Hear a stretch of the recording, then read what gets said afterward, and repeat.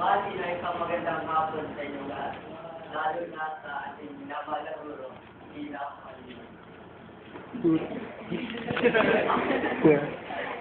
Sa panahon ngayon, marahil ay alam na natin lahat ang kumakalat sa virus, tinatawag natin swine flu, nagmula sa H1N1.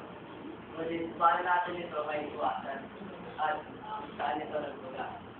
Sinasabi nagmula ang virus na ito sa nagsasabulang kumakalat sa buong mundo. At sa kasamaang palad, umabot na ito sa ating bansa.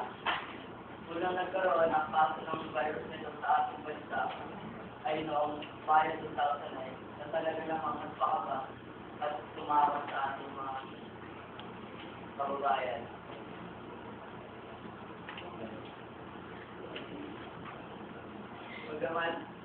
Bagaman yun, para naman ang sign na ito, sinasabi ng DOH na hindi naman ganun malupa ang virus na pumasok sa ating bansa.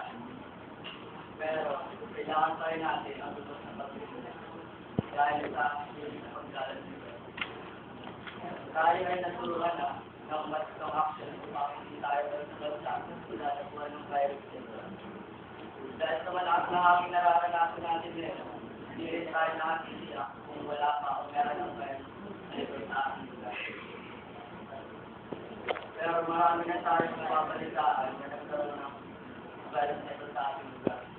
Tulad ng balita kagabi, ayon ang sinasabi ng positibo sa virus na ito.